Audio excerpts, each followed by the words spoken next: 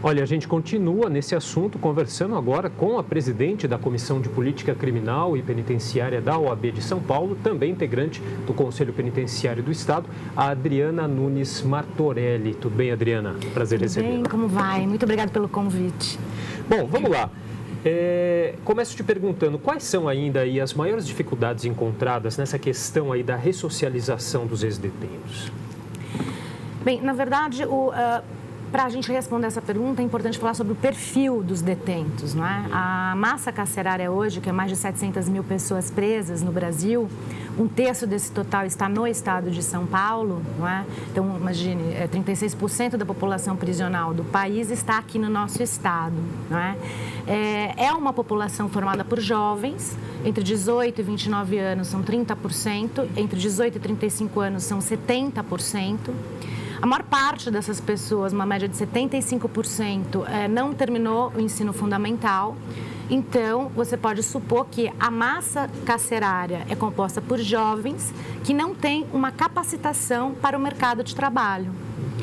Então, veja, a gente tem um déficit de vagas muito significativo no país, né? Mais de 100 mil vagas deficitárias, até porque, em termos de dados, nós temos o Sistema de Informação do Ministério da Justiça, o Infopem, que foi publicado em 2015, com dados que iam até 2014, e de 2014 para agora, 2017, aumentou o número de pessoas presas em 104 mil pessoas a mais no sistema prisional.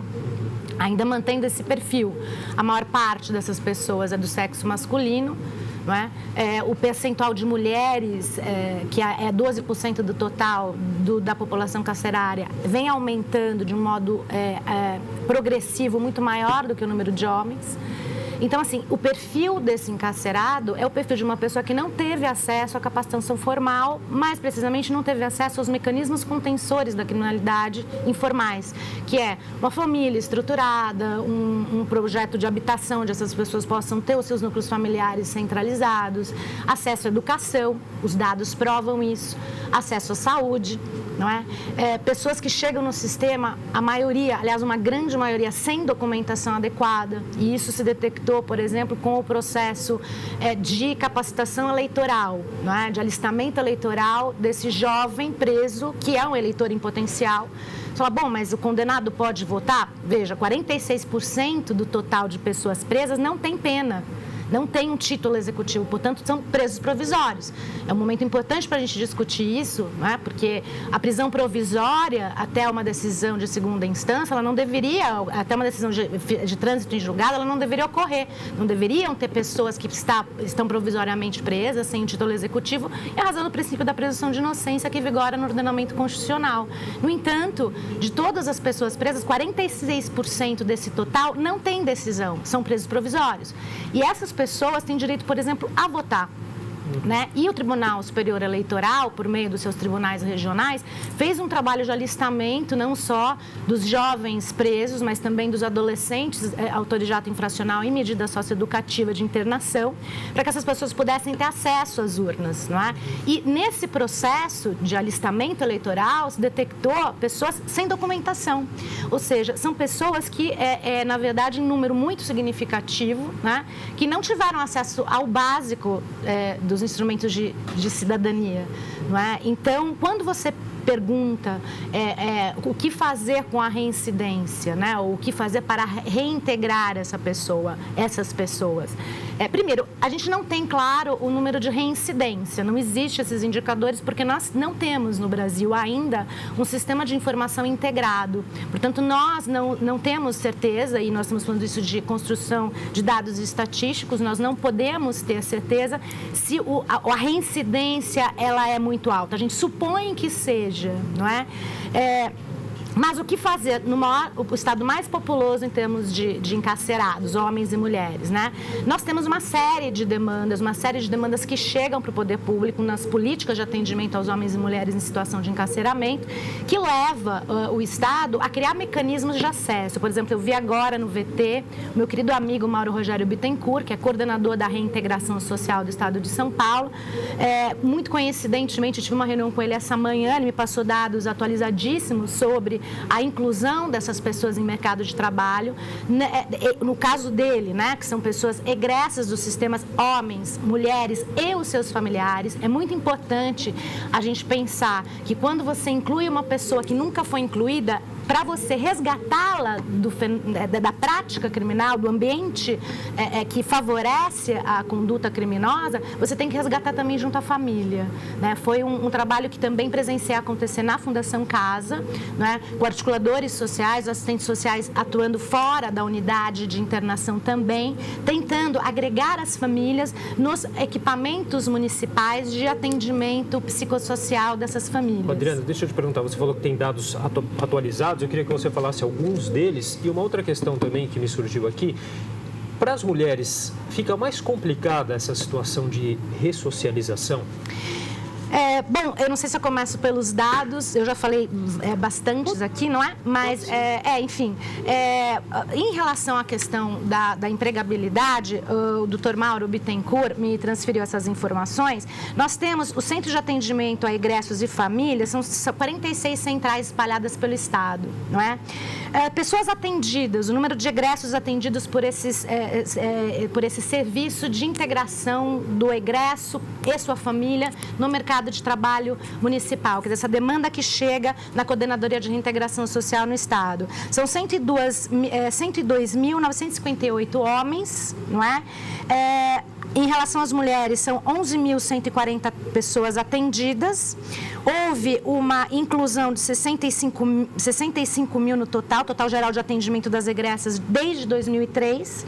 Não é? Em relação aos familiares, a demanda ela foi total de 2003 até hoje de 130.219 familiares de mulheres e homens egressos no sistema que foram também incluídos no mercado de trabalho por meio desse atendimento. Não é? Não sei se foi possível ainda fazer algum tipo de reflexão em relação a esses números. Já foi possível? Por exemplo, um exemplo, né? Agora já pensando em como é que se portam as empresas ou o processo seletivo diante de uma pessoa que passou pelo sistema de justiça criminal, não é? Parceria, Secretaria de Administração Penitenciária com a Secretaria do Trabalho, não é? Entre janeiro e dezembro de 2017, aconteceram 694 encaminhamentos de potenciais trabalhadores para avaliação e inclusão no mercado de trabalho. Desses 694 trabalhadores egressos entrevistados para a ocupação dessas vagas, 279 foram admitidos, né?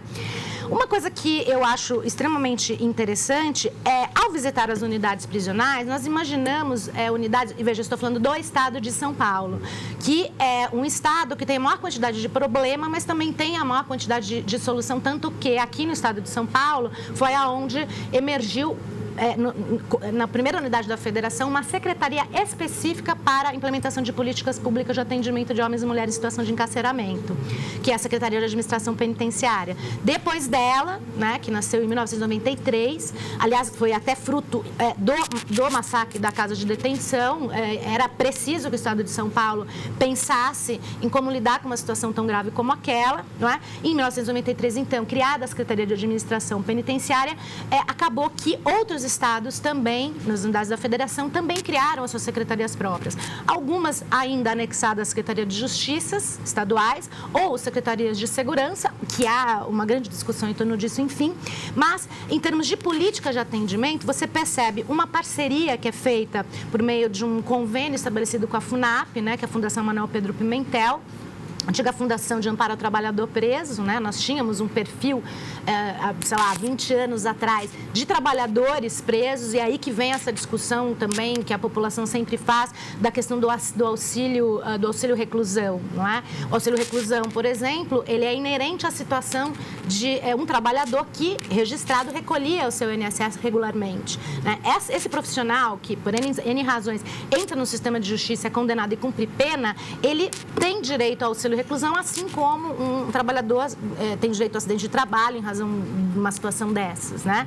Então, hoje, quem recebe auxílio reclusão é só aquele preso que teve um histórico laboral. A maioria não tem histórico laboral, portanto, o número de pessoas que recebem auxílio reclusão no sistema é muito pequeno ainda. Por quê? Porque a massa é jovem, não terminou o ensino fundamental, não completou o ensino fundamental em sua grande maioria, Os que são alfabetizados disfuncionais, sabem ler, escrever, enfim, mas não sabem elaborar informações a esse respeito. E então, pela primeira vez na unidade prisional, e eu tenho vários casos concretos que eu posso mencionar, enfim, de pessoas que foram estudar presos. Né? Então, lá, por exemplo, as salas de aula, aqui no estado de São Paulo, as salas de aula, o professor contratado para as unidades, as salas de aula de ensino fundamental, são da Secretaria de Educação. Né? Então, são professores concursados pela Secretaria de Educação, eles atuam nas salas de aulas montadas na Secretaria de Educação. O plano de ensino, o plano político-pedagógico, é o mesmo plano que tem nas escolas públicas, não é? E ali ele vai ter o seu processo de alfabetização, acesso aos seus cursos, até cursos superiores em regime semiaberto. Tem muitos presos que estudam em regime de semiliberdade semiaberto, frequentam as graduações nas localidades, né? Em Taubaté é um exemplo disso, muitos presos fazem curso de graduação. Tem muita gente que, tendo título de graduação, em algumas unidades específicas, enfim, acabam também fazendo curso de pós-graduação, mesmo que seja à distância, até por conta da remissão da pena, né, que também é possível pelo estudo. Né? Então, não é uma situação de total abandono, as pessoas trabalham. Eu gosto muito de visitar a penitenciária feminina da capital. Eu quero aqui aproveitar para deixar um cumprimento para a minha amiga Ivete Barão, é uma mulher que eu admiro muito, ela é diretora da penitenciária feminina da capital. É uma unidade que ela é ainda do antigo complexo, enfim, dos complexos prisionais mais antigos, ela está acima da capacidade, como muitas das unidades, mas ela consegue ali manter um ritmo de cidade. Né? Então, as mulheres trabalham, não é? Tem uma rotina dura de trabalho, de estudo, de horário para tudo, né? E existem muitas empresas, e muitas delas não querem ser mencionadas, porque não querem associar a sua marca à condição do encarcerado, né? Mas que contratam a mão de obra dessas pessoas. Vai? Então, e contratam, e assim, para o empresário... Essa questão de preconceito, isso poderia muito. ter um efeito reverso, não poderia, Adriana? Isso é, para mim, o mais grave, porque isso, para mim, é o mais grave, porque a gente fala tanto do processo democrático, as redes sociais estão aí, né, para a gente poder ser democrático, vamos discutir a liberdade de expressão, diferenças de opiniões, mas a sociedade mesmo, ela não assume os problemas junto com o Estado. E o processo democrático é isso, né, a população se envolvendo com a problemática da gestão e tentando criar mecanismos de participação, que também estão na Constituição. Né? Os mecanismos de participação social estão previstos na Constituição. Então, seria uma excelente forma das empresas que hoje empregam a mão de obra prisional, elas abrirem o jogo, elas se revelarem e estimularem outros empresários que façam o mesmo. Porque para o empreendedor é um grande... isso aqui é problema meu, também estou fazendo alguma coisa. O problema é da sociedade. Esse sistema todo, esse mecanismo todo, fomos nós que criamos. Né? O Estado é um reflexo nosso. Né? Nós somos a sociedade e o Estado é uma criação nossa, é uma ficção que nós criamos para poder nos organizar. Portanto, quando a gente fala em processo democrático, a sociedade civil ela é responsável, ela é corresponsável pela solução dos problemas. Ela tem vários equipamentos para participar dessa solução. Um deles é o processo eleitoral. Um deles é a delegação desse intento por meio da sua vontade eleitoral. O outro é você fazer gestão junto. Então, quando um empresário ele contrata a mão de obra prisional, ele tem como empresário assim, muitas vantagens. Primeiro, ele paga luz e água só da oficina, e aliás foi essa informação que a Coordenadoria de Reintegração me deu hoje, né? A luz e a água, o empresário que contrata a mão de obra prisional paga ali o custo da manutenção da sua oficina, mas quem faz a seleção, o encaminhamento do profissional para atuar na oficina de trabalho é a própria unidade. A unidade, então, promove todo o mecanismo de segurança. Por quê? Porque interessa para a pessoa encarcerada se manter no trabalho. Então, ela vai fazer de tudo para ter um melhor desempenho. Para o empresário, isso é ótimo. Tá certo, Adriana, nosso tempo já se esgotou. Mas que pena, esse assunto é maravilhoso. Eu agradeço muito a oportunidade, gostaria que todos refletissem sobre isso, não é? A importância de nós vermos o outro em situação de encarceramento como parte de nós. Nós somos munícipes tanto quanto, tá, né? Certo. Eu conversei aqui com a presidente da Comissão de Política Criminal e Penitenciária da OAB de São Paulo, integrante do Conselho Penitenciário do Estado, a Adriana Nunes Martorelli. Muito obrigado pela participação, Adriana.